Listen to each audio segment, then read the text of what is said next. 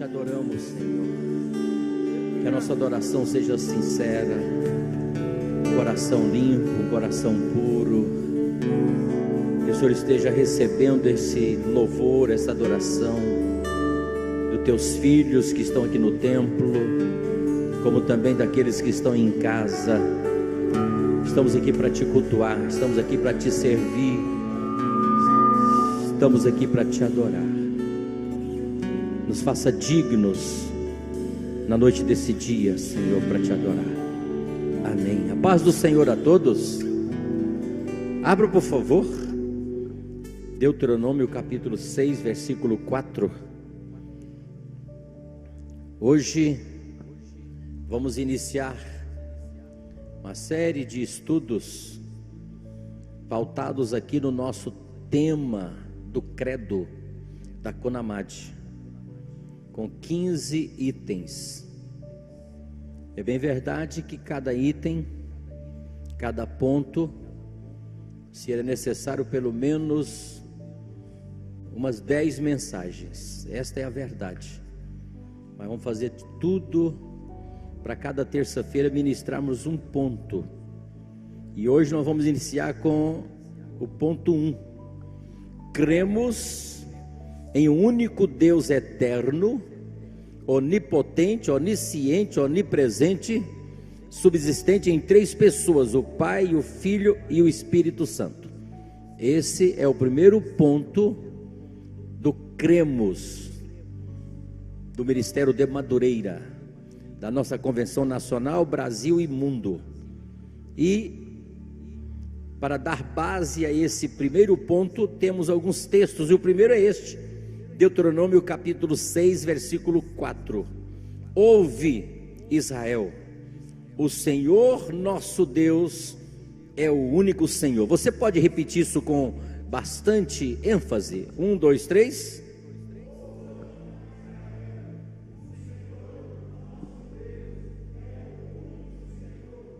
Mateus capítulo 28, versículo 19, outro texto para dar base a esse primeiro ponto, que fala do Pai, fala do Filho, fala do Espírito Santo, mas principalmente hoje na existência de Deus. Mateus 28, 19, portanto ide, fazei discípulos de todas as nações, batizando-os em o nome do Pai, do Filho e do Espírito Santo. Você pode repetir? 1, 2, 3.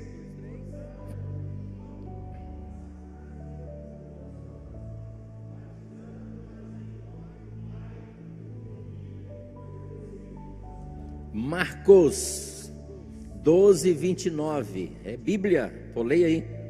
Marcos 12, 29.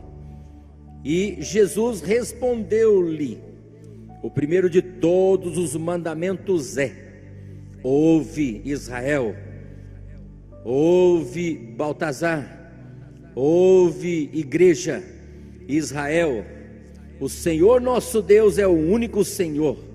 Você pode repetir com bastante força? 1, 2, 3.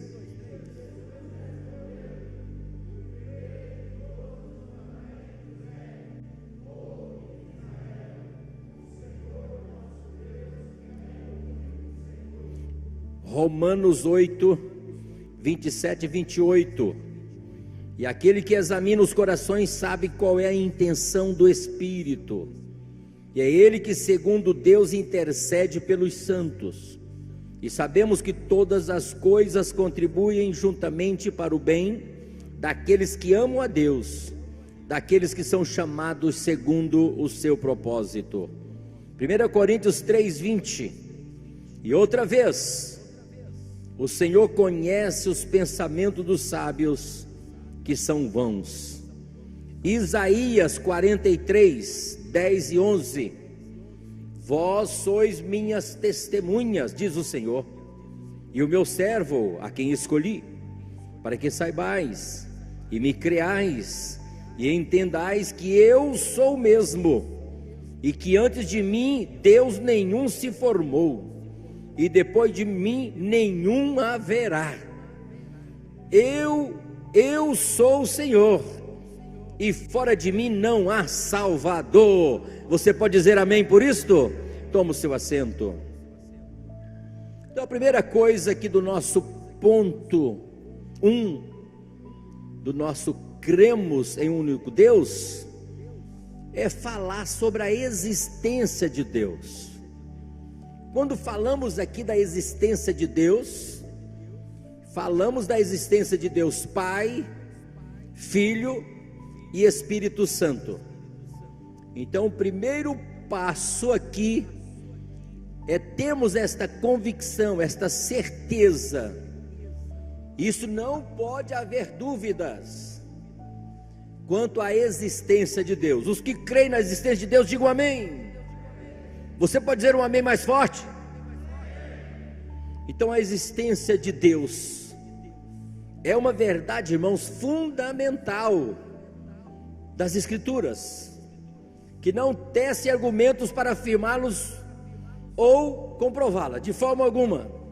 A Bíblia já inicia apresentando a realidade da existência de Deus. Olha só, dizendo em Gênesis capítulo 1, versículo 1: no princípio criou Deus os céus e a terra, ponto final.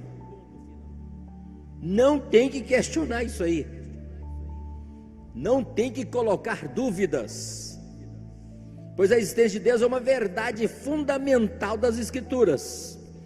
Deus não precisa que o homem creia que Ele existe para poder existir. Não. Independente do homem crer ou não crer na existência de Deus, Ele existe. Diga, Ele existe. Diga, Ele existe. Pronto. Muitos não creem, mas não vai fazer diferença nenhuma você crê ou não crer na existência de Deus, porque Ele continua existindo. Nossa principal base para crer na realidade de Deus se encontra nas páginas da Bíblia Sagrada. Está aqui. A Bíblia, portanto, não se destina ao ateu, não, que nega a existência de Deus, nem ao agnóstico, que nega a possibilidade de crer ou não na existência de Deus, nem no incrédulo que rejeita a revelação de Deus. Estou dizendo que a Bíblia, portanto, não se destina a eles. Definir exatamente quem é Deus não é algo que pode ser feito, irmãos, meramente por palavras. Não, de forma alguma. Se houvesse uma revelação acima de tudo, o próprio Deus ao homem, nunca iríamos compreendê-lo. Se houvesse uma revelação acima de tudo, do próprio Deus ao homem, nunca iríamos compreendê-lo. Esta é a verdade. Acreditando ou não na existência de Deus, o homem necessita do Senhor para compreender a si mesmo. Isto é muito forte, muito real. Eu vou até repetir para você anotar. Acreditando ou não na existência de Deus, o homem necessita de Deus, necessita do Senhor para compreender a si mesmo. Nunca teríamos compreensão de nós mesmos em aspecto algum, em ponto algum, se não fosse a existência de Deus. O nosso próprio nascimento é uma grande prova da existência de Deus. O milagre da vida é uma grande prova da existência de Deus. Então eis aí a questão que definirá o nosso destino eterno. A definição bíblica que os dicionários bíblicos dão sobre Deus é esta. Resume tudo nisto aqui. Deus é um ser existente por si mesmo, infinito, supremo, criador e conservador do universo. Resume tudo que se pode ver, que se pode pesquisar, que se pode descobrir nos dicionários com relação à existência de Deus, que Deus é um ser existente por si mesmo, infinito, supremo, criador e conservador do universo. Vale um amém? Então, o primeiro ponto é a existência de Deus. Segundo, teorias sobre a existência de Deus. Teorias. Teoria. Existem várias teorias a respeito do que o homem pensa sobre a existência de Deus, e se difundiram através da história, existindo até hoje adeptos destas teorias. 2:1 sobre estas teorias sobre a existência de Deus. A primeira delas é o ateísmo. Você nunca ouviu falar? Então ouça pela primeira vez. Ateísmo. O ateísmo se define hoje como um movimento humanista radical que nega a existência de Deus, e isso está muito difundido no mundo. O ateu nega o conceito de Deus por não ser capaz de descobrir no universo material a existência de Deus. Existem tantos modismos dentro disso aqui, de crianças, pré-adolescentes, adolescentes, com estas brincadeiras, dizendo que são ateus.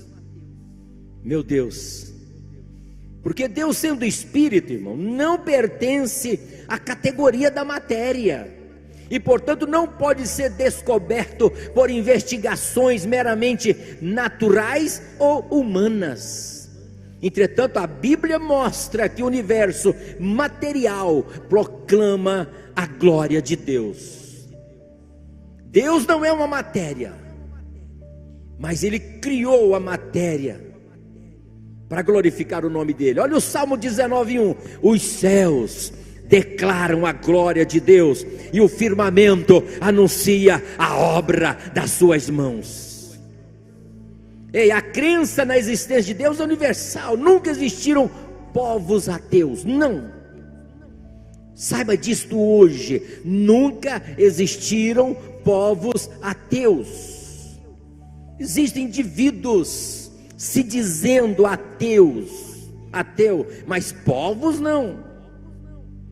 Ficou provado, muito provado, tanto pela história como pela arqueologia, que nunca se encontrou tribo ou nação que não tenha alguma noção de um ser supremo, que não creia num Deus, que através de suas religiões procuram se aproximar dele e agradar-lhe por meio de louvores, de adorações, de cultos, de ritos, crendo que existe um Deus supremo. Para com esse modismo de ateísmo. O moralista, eu gostei disso aqui, historiador grego Plutarco, 45 a 125 depois de Cristo, bem no período ali de Cristo, olha aí, bem pertinho. Ele costumava dizer o seguinte: é possível encontrar cidades sem muralhas, é possível encontrar cidades sem ginásios, é possível encontrar cidades sem leis, é possível encontrar cidades sem moedas, é possível encontrar cidades sem cultura literária, mas um povo sem Deus, um povo sem orações, sem juramentos, sem ritos religiosos, jamais foi encontrado. Você pode encontrar de tudo dentre um povo, ou não encontrar nada dentre um povo, mas você vai encontrar uma crença, você vai encontrar uma devoção. Segundo ponto desse primeiro aí, de teorias sobre a existência de Deus, o primeiro é o ateísmo, o segundo é justamente o politeísmo. Politeísmo, que é conhecido como culto de muitos deuses. Não existe também. Ouve, ó Israel, eu sou o único Senhor. Só existe um Deus. Em 3 que nós cremos que é uma só pessoa: Pai, Filho e Espírito Santo. Era característico, sim, irmãos, das religiões antigas, mas até hoje é praticado entre muitos povos e nações, principalmente na Índia, onde se acredita que existe 13 milhões de deuses. Na Índia se acredita, se tem, olha a quantidade de milhões de deuses. Politeísmo. Baseia-se o politeísmo na ideia de que o universo é governado não só por uma força, mas sim por muitas forças, de maneira que há um Deus na água, um Deus no fogo, um Deus em cada animal, um Deus nos pássaros, um Deus nas montanhas, e assim vai. E o apóstolo Paulo descreve como surgiu o politeísmo, dizendo em Romanos 1:23: e mudaram a glória do Deus incorruptível em semelhança da imagem do homem corruptível, e de aves, e de quadrúpedes, e de répteis. A palavra de Deus derruba totalmente esta teoria, dizendo em Efésios: eu sou Deus e Pai de todos, o qual é sobre todos, e por todos, e em todos. Nada de ateísmo, nada de politeísmo, de forma alguma. Muito menos o panteísmo. Muito menos o panteísmo, que é proveniente de 2 palavras que significa Deus é tudo. Deus não é tudo. É um sistema de pensamento que confunde Deus com a natureza. Identifica o universo, árvores, pedras, terra, água, como sendo Deus. E o apóstolo Paulo também descreve como surgiu o panteísmo, dizendo, Romanos 1:25: pois mudaram a verdade de Deus em mentira, e honraram e serviram mais a criatura do que o Criador, que é bendito eternamente, amém. E o Salmo 19:1: os céus declaram a glória de Deus, e o firmamento anuncia as obras da sua mão. Portanto, a natureza apenas expressa a glória do Criador. A natureza simplesmente apenas expressa a glória de Deus, mas não é Deus. Você não é Deus. Eu não sou Deus. Fogo não é Deus, água não é Deus, ave não é Deus, pássaro não é Deus, pedra não é Deus. Ei, 4. A quarta teoria: deísmo. O deísmo admite que haja um Deus pessoal que criou o mundo, mas insiste que depois da criação Deus abandonou o mundo e entregou para ser governado pelas leis naturais. E a Bíblia condena totalmente esta teoria, dizendo, o Salmo 113, 4-9: exaltado está o Senhor acima de todas as nações, e a sua glória sobre os céus. Quem é como o Senhor nosso Deus, que habita nas alturas? O qual significa para ver, ou melhor, o qual se inclina para ver o que está nos céus e na terra.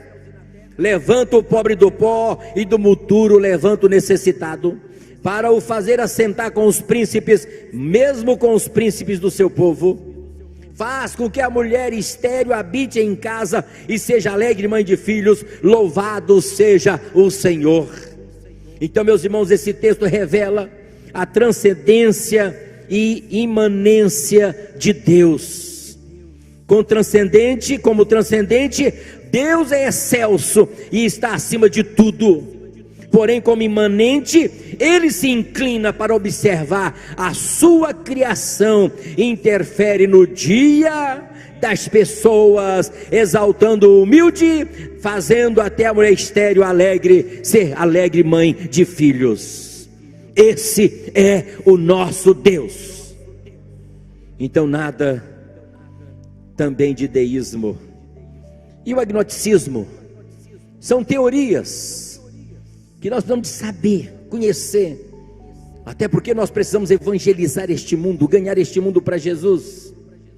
Os gnósticos O vocábulo agnosticismo, proveniente de um termo grego, tem um sentido de não conhecer.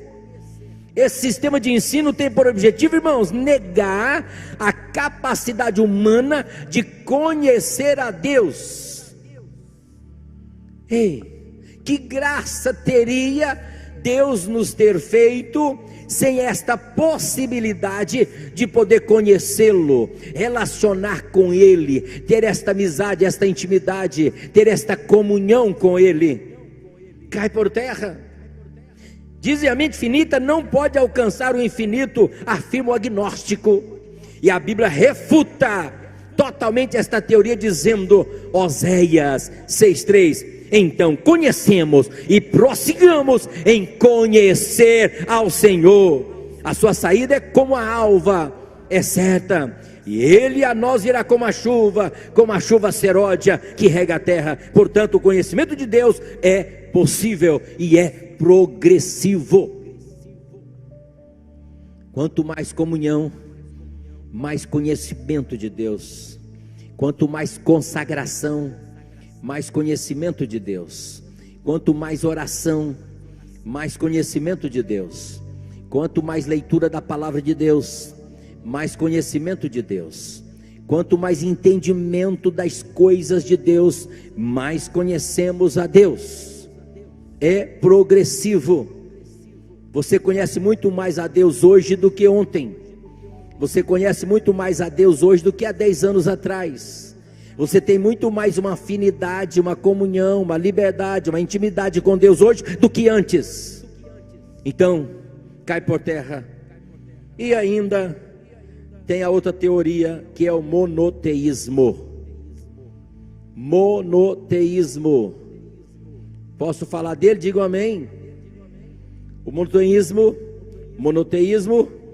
é a crença de que existe um só Deus que criou todas as coisas e sustenta pela sua palavra todo o universo. Você pode dizer um glória a Deus por isto? Pronto. Hebreus 1:1-3 diz assim: havendo Deus antigamente falado muitas vezes e de muitas maneiras aos pais pelos profetas, a nós falou-nos nestes últimos dias pelo Filho, a quem constituiu o herdeiro de tudo, por quem fez também o mundo, o qual, sendo o resplendor da sua glória, a expressa imagem da sua pessoa, e sustentando todas as coisas pela palavra do seu poder, havendo feito por si mesmo a purificação dos nossos pecados, assentou-se à destra da majestade nas alturas. O monoteísmo é o oposto do politeísmo e defende o culto verdadeiro de adoração a um só Deus. Você diz: eu estou nessa, eu adoro a Deus como um só Deus. Ele é o único Deus para ser adorado, para ser crido, para ser venerado, para ser admirado, para ser celebrado, para ser aplaudido. O monoteísmo, meus irmãos, é defendido pelo judaísmo e pelas duas maiores religiões do planeta, cristianismo e islamismo. E a Bíblia apoia claramente esta doutrina, dizendo, 1 Coríntios 8,6, todavia, 1 Coríntios 8,6, todavia, para nós há um só Deus, digo amém, o Pai de quem é tudo e para quem nós vivemos, e um só Senhor, Jesus Cristo, pelo qual são todas as coisas, e a nós por Ele. Você pode repetir isso aí bem forte? 1, 2, 3.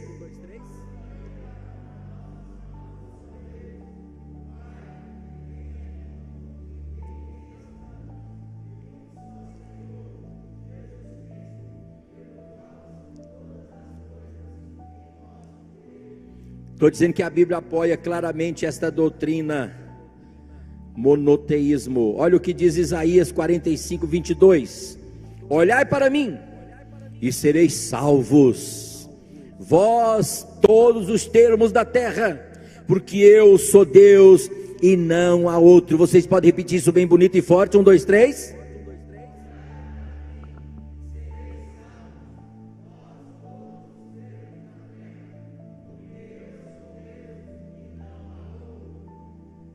Olha só, então primeiro vimos sobre a existência de Deus. Segundo, vimos 6 pontos sobre as teorias da existência de Deus. E em terceiro lugar, vamos ver os atributos de Deus. Primeiro ponto do nosso credo, do cremos, da Conamade: cremos em um único Deus eterno, onipotente, onisciente, onipresente, subsistente em 3 pessoas, o Pai, o Filho e o Espírito Santo. Ouve, ó Israel, o Senhor nosso Deus é o único Senhor. É disso que nós estamos tratando, você que chegou agora, você que entrou agora. E aí entra nesse terceiro ponto os atributos de Deus. Os atributos de Deus são aquelas características especiais ou essenciais, permanentes e distintas que podem ser afirmadas a respeito de um ser. Seus atributos são suas perfeições inseparáveis de sua natureza e condiciona seu caráter. E os teólogos têm feito muitas tentativas, irmãos, para classificar os atributos de Deus em atributos naturais e atributos morais. Então, quando se estuda afinco, podemos ver que os maiores comentaristas e os maiores dicionários classificam os atributos de Deus como atributos naturais e atributos morais.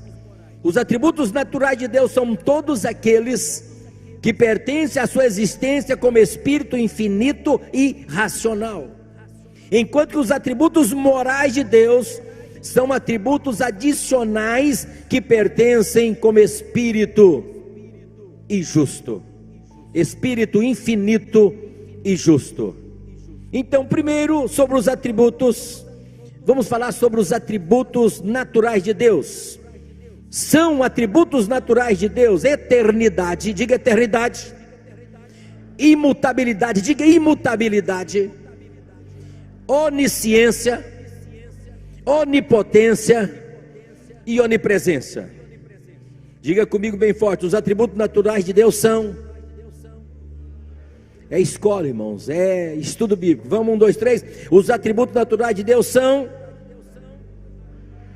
Faz assim: eternidade, imutabilidade, onisciência, onipotência e onipresença. Vamos falar então da eternidade. A eternidade de Deus é a duração infinita, sem começo e sem fim. Quando foi que Deus começou? Não tem como você saber. Sem começo e sem fim. Não, Deus não teve princípio e não terá fim. O que diz Jó? Jó 36, 26. Eis que Deus é grande e nós não compreendemos, e o número dos seus anos não se pode esquadrinhar. Por mais que você queira entender esta eternidade de Deus, nós não teremos condições, como finitos que somos, de conhecer a eternidade de Deus. Até porque, meus irmãos, estou te dizendo que não teve princípio e não terá fim. Nós nunca vamos chegar a ter esse entendimento do início e do fim, porque não teve princípio e não terá fim. Não tem como você pegar o fio da meada. Pronto, vou fazer uma retrospectiva. Você vai chegar a bilhões de anos, trilhões de anos, e não vai conseguir chegar no início de Deus, de como Deus iniciou. E Ele conhece os acontecimentos presentes. Contudo, o passado, presente e futuro são igualmente conhecidos por Ele. Para nós, acontecimentos acontecem um a um. Mas para Deus, Deus vê todos os acontecimentos como um todo, ligado, como se fosse um único acontecimento. Moisés escreveu sobre a eternidade de Deus, dizendo, no Salmo 90, versículo 2: antes que os montes nascessem, ou que tu formastes a terra e o mundo, mesmo de eternidade a eternidade, tu és Deus. Então, antes de formar qualquer coisa, de existir qualquer coisa, qualquer matéria, Deus já existia. Segundo, imutabilidade. A imutabilidade de Deus não admite a possibilidade de mudança e nem sombra de variação. Na qualidade de ser infinito, absoluto, independente e eterno, Deus está acima de possibilidades de mudanças e variações. E o apóstolo Tiago escreveu sobre a imutabilidade de Deus, dizendo, Tiago 1,17: toda boa dádiva e todo dom perfeito vem do alto, descendo dos pais das luzes, em quem não há mudança nem sombra de variação. O Senhor também falou de sua imutabilidade através do profeta Malaquias, dizendo, capítulo 3, versículo 6 de Malaquias: porque eu, o Senhor, não mudo, por isso vós, ó filho de Jacó, não sois consumidos. Ou seja, vocês não são consumidos porque eu não mudo. Porque se eu mudasse, vocês seriam consumidos. Vamos ver isso depois lá na frente, quando formos falar mais alguma coisa sobre Deus no sentido moral. Terceiro é a onisciência. A onisciência de Deus é um termo teológico que se refere ao conhecimento e sabedoria infinitos de Deus e sua capacidade de conhecer perfeitamente todas as coisas. Onisciência. Ele sabe, ele conhece todas as coisas em todos os tempos e em todos os lugares em tempo real. Vale um amém? Conhecer perfeitamente todas as coisas. Calvino, ele definiu a consciência, ou melhor, a onisciência, como aquele atributo mediante o qual Deus conhece a si mesmo e a todas as outras coisas em um só e em um simplicinho ato eterno. Um simples, mas muito simplicíssimo ato eterno. Pronto. Muito simples. Conhece todas as coisas em um só atozinho eterno.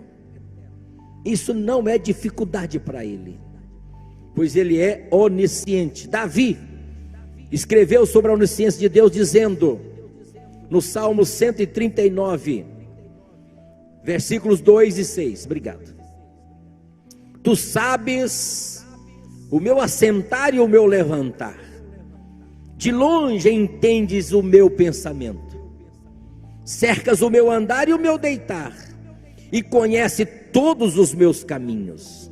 Não havendo ainda palavra alguma na minha língua, eis que logo, ó Senhor, tu conheces. Tu me cercastes por trás e por diante, e puseste sobre mim a tua mão.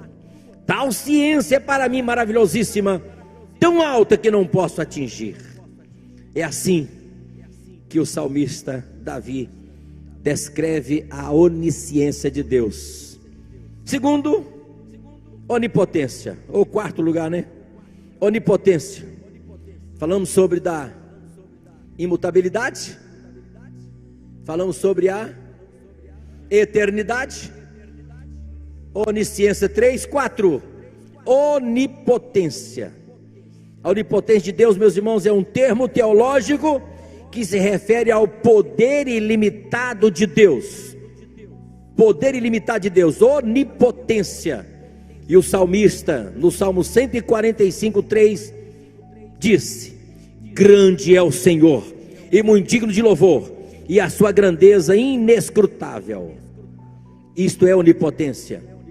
O próprio Deus revelou a Abraão a sua onipotência, dizendo, Gênesis 17:1: sendo pois Abraão da idade de 99 anos, apareceu o seu Abraão e disse-lhe: eu sou o Deus Todo-Poderoso, anda na minha presença e ser perfeito.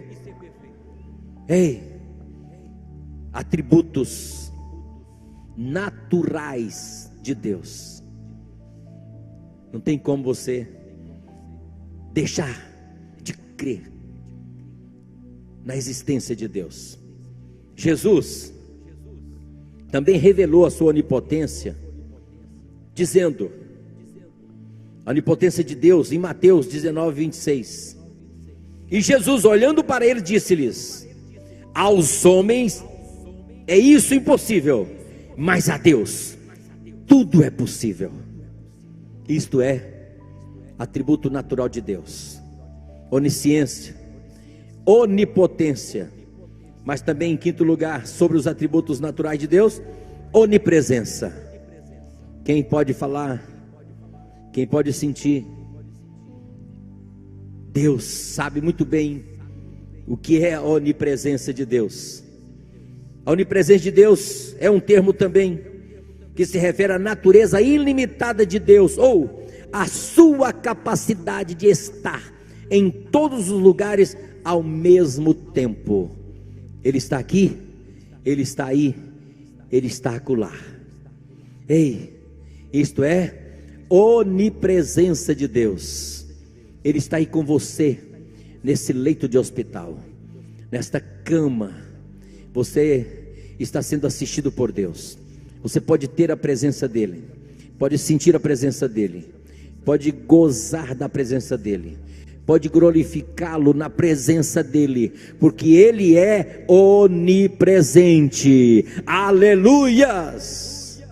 O salmista Davi descreveu sobre a onipresença de Deus, dizendo no Salmo 139, 7-12: para onde me irei do teu espírito? Ou para onde fugirei da tua face? Se subir ao céu, tu lá estás. Se fizer no inferno a minha cama, eis que tu ali estás também. Se tomar as asas da alva, se habitar nas extremidades do mar, até ali a tua mão me guiará e a tua destra me sustentará.